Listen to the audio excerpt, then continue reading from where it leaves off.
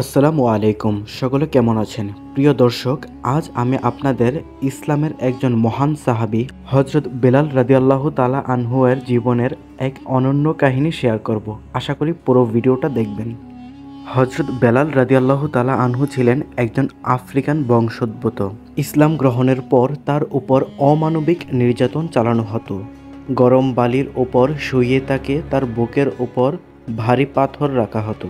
তবুও তিনি মুখে একটাই শব্দ বলতেন, আহাদ আহাদ, আল্লাহ এক, আল্লাহ এক। তার মালিক হযরত উমাইয়াহ ইবনে খালাফ যতই তাকে কষ্ট দিতেন, হযরত বেলাল রাদিয়াল্লাহু তাআলা আনহু উচ্চ সুরেই বলতেন, আহাদ আহাদ, আল্লাহ এক, আল্লাহ এক। এই শব্দই ছিল হযরত বেলাল রাদিয়াল্লাহু তাআলা আনহু এর ঈমানের প্রতীক। পরবর্তীতে হযরত আবু বকর রাদিয়াল্লাহু তাআলা আনহু তাকে মুক্ত করে দেন। মুক্তির পর রাসূলুল্লাহ সাল্লাল্লাহু আলাইহি ওয়াসাল্লাম তাকে প্রথম মুয়াজ্জিন হিসেবে নির্বাচন করেন। হযরত বেলাল রাদিয়াল্লাহু তাআলা আনহুর আযান ছিল হৃদয়স্পর্শী, মধুর সুর। যখন তিনি আশহাদু আল্লা ইলাহা ইল্লাল্লাহ বলতেন, তখন মানুষের চোখে পানি চলে আসতো। সবাই এক ধ্যানে এক মনে শুনত এই মধুর সুর, মধুর আযান। কতই না সুন্দর ছিল হযরত বেলাল রাদিয়াল্লাহু তাআলা আনহু এর আযানের সুর। ঠিক তেমনি মজবুত ছিল তার ঈমান। শত শত অমানবিক নির্যাতন ও কষ্ট সহ্য করার পরেও তিনি এক আল্লাহকেই বিশ্বাস করলেন। তার ঈমান এতটাই মজবুত ছিল।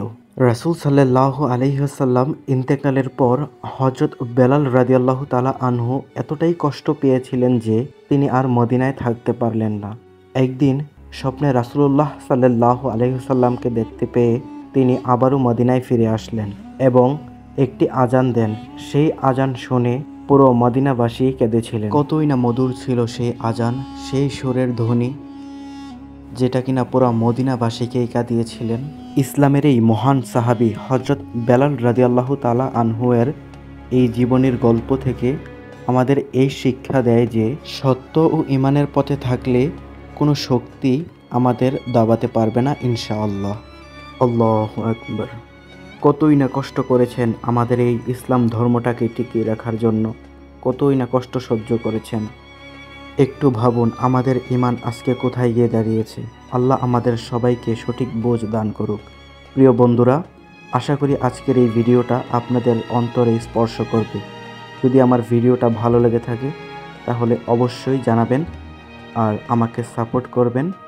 আমি যেন পরবর্তীতে আপনাদেরকে এরকম সুন্দর ইসলামিক ভিডিও উপহার দিতে পারি, ইসলাম সম্পর্কে আরও ধারণা দিতে পারি। আজকের ভিডিওটা এ পর্যন্তই। আল্লাহ হাফেজ।